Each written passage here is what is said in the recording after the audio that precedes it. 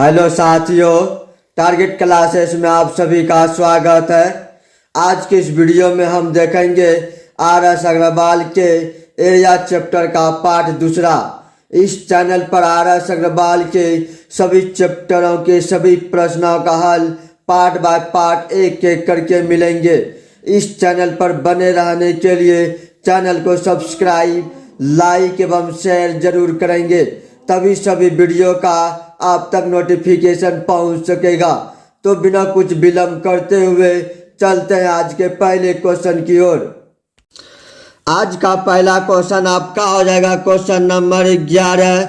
यदि किसी आयत की लंबाई में 10% वृद्धि तथा चौड़ाई में 10% कम कर दी जाए तो इसके क्षेत्रफल में कितना परिवर्तन होगा। लंबाई में बोला है 10% वृद्धि, इसलिए 10% वृद्धि को हम लिखेंगे 110/100।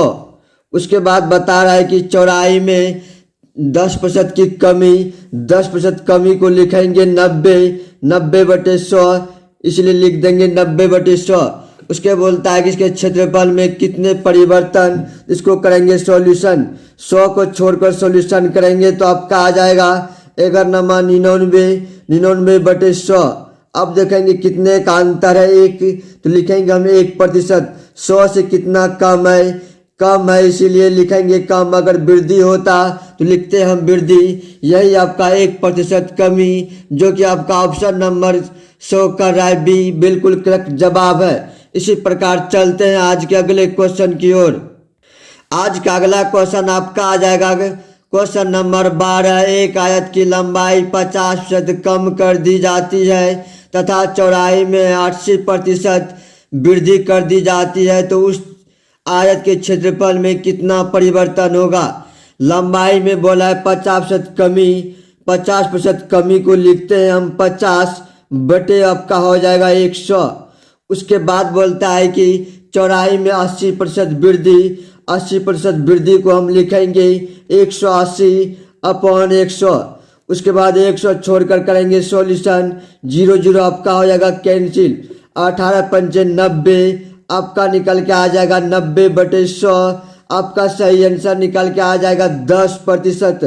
100 से कमी है, इसीलिए 10% आपका हो जाएगा कमी, जो कि आपका ऑप्शन नंबर 100 का राय बी बिल्कुल करेक्ट जवाब है। इसी प्रकार चलते हैं आज के अगले क्वेश्चन की ओर। आज का अगला क्वेश्चन आपका आ जाएगा क्वेश्चन नंबर 13। विरंजन के उपरांत एक तौलिया की लंबाई में 20% कमी तथा चौड़ाई में 10% की कमी हो गई।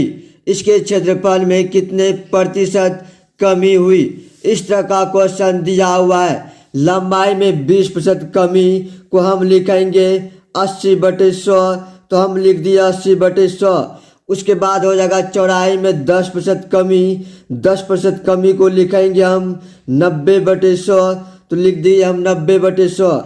0 आपका हो जाएगा कैंसिल। इसको हम करेंगे सॉल्यूशन। 9×8 = 72 बटे आपका हो जाएगा 100, इसलिए हम लिख दिए 100। उसके बाद हो जाएगा 100 से कितने कम है, आपका हो जाएगा 28% कमी, इसीलिए क्षेत्रफल में हो जाएगा 28% की कमी। यही आपका बिल्कुल सही आंसर है, जो कि आपका ऑप्शन नंबर 100 का राइट डी बिल्कुल करेक्ट जवाब है। इसी प्रकार चलते हैं आज के अगले क्वेश्चन की ओर। अगला क्वेश्चन आपका आ जाता है क्वेश्चन नंबर 14। एक आयत की लंबाई में 50% वृद्धि तथा चौड़ाई में 50% कमी करने पर नए आयत का क्षेत्रफल पहले आयत के क्षेत्रफल की तुलना में कितना कम अथवा अधिक होगा। इस तरह का क्वेश्चन को हम लिखेंगे। लंबाई में 50% वृद्धि बता रहा है, इसलिए हम 50% वृद्धि को लिखेंगे 150/100। उसके बाद चौड़ाई में 50% कमी, 50% कमी को हम लिखते हैं 50/100, इसलिए हम लिख दिए 50/100। उसके बाद बोलता है पहले वाले क्षेत्रफल की तुलना में कितना अधिक अथवा कम हो जाएगा। 100 छोड़ के हल करेंगे। 0 आपका हो जाएगा कैंसिल। 15×5 = 75, 75/100 हो जाएगा। उसके बाद कितने कम है, तो लिखेंगे हम 25% कमी, जो कि आपका ऑप्शन नंबर 100 कर रहा है 14 का डी बिल्कुल करेक्ट जवाब है। इसी प्रकार चलते हैं आज के अगले क्वेश्चन की ओर। अगला क्वेश्चन आपका आ जाता है क्वेश्चन नंबर 15। किसी आयताकार खेत की केवल लंबाई में 50% वृद्धि करने पर इसके क्षेत्रफल में कितने प्रतिशत वृद्धि होगी। 50% वृद्धि सिर्फ लंबाई में बता रहा है, इसलिए लिखेंगे 150/100। चौड़ाई का बात कुछ नहीं करता है, इसलिए 100 का 100 ही लिख देंगे। तो 0 आपका हो जाएगा कैंसिल। आपका सही आंसर निकल के आ जाएगा 50/100। कितने का अधिक है, 50% वृद्धि, इसीलिए हम लिखेंगे 50% वृद्धि। यही आपका बिल्कुल सही आंसर है, जो कि आपका ऑप्शन नंबर 100 कर रहा है, ए बिल्कुल करेक्ट जवाब है। इसी प्रकार चलते हैं आज के अगले क्वेश्चन की ओर। आज का अगला क्वेश्चन आपका आ जाता है क्वेश्चन नंबर 16। एक आयत की लंबाई में 25% वृद्धि कर दी जाती है, इसकी चौड़ाई में कितने प्रतिशत कमी की जाए कि क्षेत्रफल में कोई परिवर्तन न हो। कोई परिवर्तन हो, परिवर्तन जब भी क्वेश्चन रहेगा तो हम लिखेंगे वृद्धि या कमी गुना 100। 25% वृद्धि को हम लिखेंगे 25, इसलिए हम लिख दिए 25 गुना 100। 25% वृद्धि बता रहा है, इसीलिए 25 प्लस कर देंगे 100 में। 25 पंचे 125। उसके बाद आपका हो जाएगा 20। इसको सही आंसर आपका निकाल के आ जाएगा 20%, जो कि आपका ऑप्शन नंबर 100 कर रहा है 16 का ए बिल्कुल करेक्ट जवाब है। इसी प्रकार चलते हैं आज के अगले क्वेश्चन की ओर। आज का अगला क्वेश्चन आपका आ जाएगा क्वेश्चन नंबर 17। एक आयताकार मैदान की परिमिति 480 मीटर है, इसकी लंबाई तथा चौड़ाई का अनुपात 5:3 है। मैदान का क्षेत्रफल कितना होगा।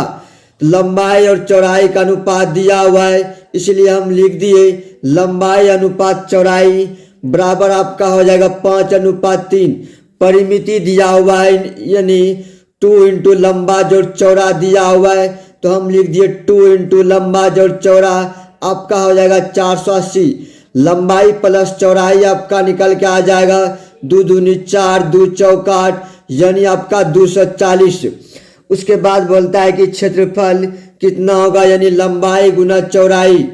लंबाई गुना चौड़ाई निकालने के लिए आपका पहले लंबाई और चौड़ाई वैल्यू निकाल लेंगे।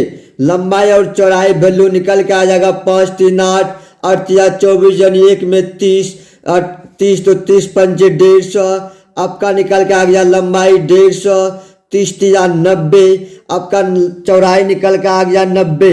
उसके बाद आपका क्षेत्रफल निकल के आ जाता लंबाई गुना चौड़ाई, यानी 150 गुना आपका हो जाएगा 90। तो 15 पैतुलिया से आपका सही आंसर निकल के आ जाएगा 3500। 135 वर्ग मीटर, जो कि आपका ऑप्शन नंबर 100 कर रहा है, बिल्कुल करेक्ट जवाब है। इसी प्रकार चलते हैं आज के अगले क्वेश्चन की ओर। आज का अगला क्वेश्चन आपका आ जाएगा क्वेश्चन नंबर 18। एक 40 मीटर लंबे तथा 15 मीटर चौड़े बरामदे को आयताकार पत्थरों से पक्का कराना है। यदि प्रत्येक पत्थर का आकार 6 डेसीमीटर गुना के 5 डेसीमीटर हो तो इन पत्थरों की संख्या कितनी है। एक 10 डेसीमीटर बराबर होता है 1 मीटर, यानी 1 मीटर में हम जानते हैं कि 1 मीटर बराबर आपका हो जाता है 10 डेसीमीटर, इसीलिए हम इसको डेसीमीटर को बदल देंगे मीटर में। दोनों की क्षेत्रफल से पहले आयताकार पत्थर बरामदे का क्षेत्रफल निकाल लेंगे। बरामदे का क्षेत्रफल हो जाएगा आपका 40 मीटर गुना के 15 मीटर। उसके बाद डेसीमीटर आपका दिया हुआ है 6 डेसीमीटर गुना के 15 मीटर। 10 से इसमें भाग देंगे तो 10 इसमें आपका यहाँ पे आ जाएगा 100 टोटल गुना, इसीलिए 6 पंचे 30, 3 0 आपका आ जाएगा कैंसिल। उसके बाद 3 पचे 15 आपका सही आंसर निकल के आ जाएगा 4 3 12, और उसके बाद 00 5 चौक 20 आ जाएगा, जो कि 20 है। उसके बाद 00 यानी 2000 पत्थर लगेगा, जो कि आपका ऑप्शन नंबर 100 कर रहा है, बी बिल्कुल करेक्ट जवाब है। इसी प्रकार चलते हैं आज के अगले क्वेश्चन की ओर। आज का अगला क्वेश्चन आपका हो जाएगा क्वेश्चन नंबर 19। एक कमरे के फर्श का परिमाप 18 मीटर तथा इसकी ऊंचाई 3 मीटर है। इस कमरे के 4 दीवारों का क्षेत्रफल कितना होगा? 4 दीवारी का क्षेत्रफल होता है परिमाप गुना ऊंचाई, यानी 2 इंटू लंबाई प्लस चौड़ाई, लंबाई प्लस चौड़ाई गुना के ऊंचाई। तो लंबा 2 इंटू लंबा प्लस चौड़ाई का वैल्यू दिया हुआ 18, इसलिए हम लिख दिया 18। ऊंचाई दिया हुआ है आपका 3, तो हम लिखेंगे 3। 18 या 54 आपका निकल के आ जाएगा 54 वर्ग मीटर। 54 वर्ग मीटर, जो कि आपका ऑप्शन नंबर शो कर रहा है सी, बिल्कुल करेक्ट जवाब है। इसी प्रकार चलते हैं आज के अंतिम क्वेश्चन की तरफ। आज का अगला क्वेश्चन आपका आ जाएगा क्वेश्चन नंबर, आज के अंतिम क्वेश्चन नंबर 20।